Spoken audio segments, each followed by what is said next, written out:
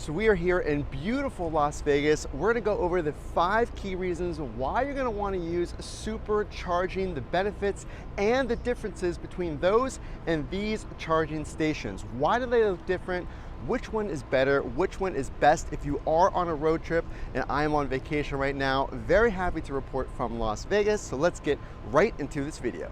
And for anyone wondering, I did try to see the Tesla boring loop. This is a loop connecting the convention center, and unfortunately it was closed. But let's get on with the video. A lot more tips to talk about. Tesla supercharging. We're here in Las Vegas, like I said, at a very well-attended supercharging station. So why do drivers choose to use supercharging, and how much does it cost? How fast does it charge? So these are some of the things that you want to know. So point number one. We want to talk about how long these charges take. So if you're going from 0 miles, which you really should never be at, if you are on a road trip, your car will tell you which stops to take and how often you have to take them. So what I've seen when I'm charging my Tesla is I get around 150 miles to, I've seen 1,000 miles per hour depending on the charging station. Now typically I'll see around 350 miles per hour.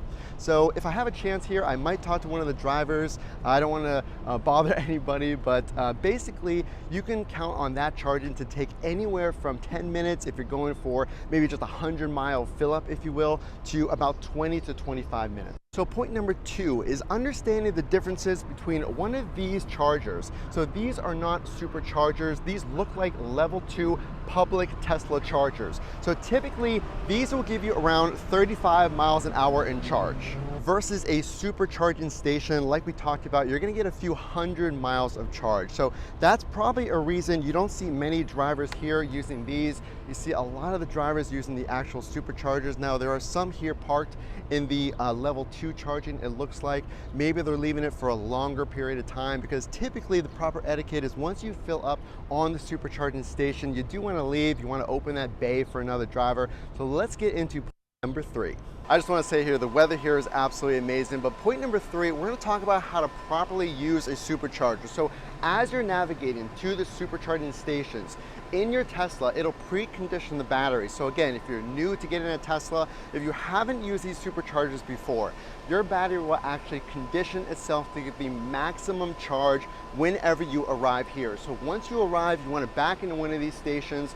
Preferably, you want to skip every other row. Now this one is pretty well attended, so some drivers are unable to skip rows. Here you see somebody on the end here, but typically you're going to get more charge. Sometimes we've seen a decrease in the miles per hour if you are side by side. If you can, try to skip every other row. But here's what you want to do. So some ways to get maximum charge is to condition that battery, is to skip every other row. So this is really going to help you if you are on a road trip and you are trying to get in and out of the charging station.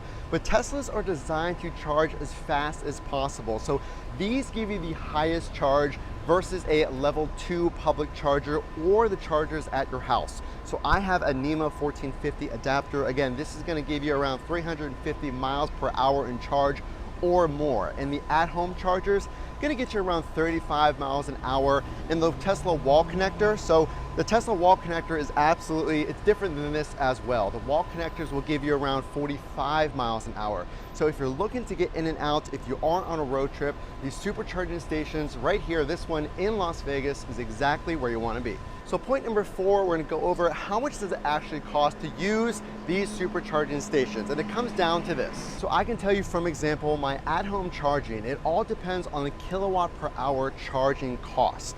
So on a monthly basis, I spend around $50 to $60 in charge. Now, most customers who have Teslas will charge at their homes, but how much does it cost to charge at a Tesla charging station? Let's break down the numbers. So I do want to let you know that the charging cost at the charging stations here do vary from state to state.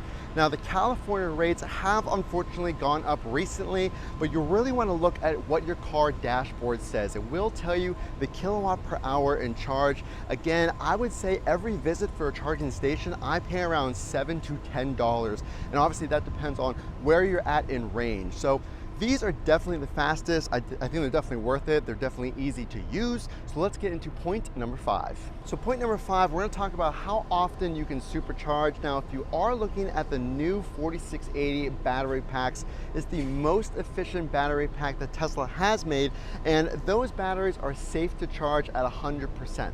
Now, if you are looking at a new Tesla, you can come here, you can use the supercharging stations, and you can essentially charge all the time, even at your house, to 100%. You don't have to worry about battery degradation and losing range over time. Now, it's pretty fair to say that over the life of your battery, which is actually designed to outlast the vehicle, you should not lose more than, give or take, 10% of that battery range in 10 plus years. So whenever people talk about batteries and having them being replaced every few years, that's essentially false information. The batteries are expected to last even if you're doing high volume charging, level 3 charging at the supercharging stations. So if you're someone who is thinking about a Tesla and you don't have access to install a charger, can you use supercharging stations all the time? And the answer is yes. You don't have to worry about that battery losing range. Now, again, like we talked about, the range and the expense is more than the standard outlets at your house. But as far as the wear and tear on your Tesla goes, you can come and use superchargers all you want, and just keep in mind, you don't have to use superchargers. There's level 2 charging popping up all over cities across the nation and the world. So there's always charging available, whether it's here at your house or there's level 2 superchargers. So let me know what you think about this list of 5 things you want to know if you are thinking about getting a Tesla and you have access to supercharging.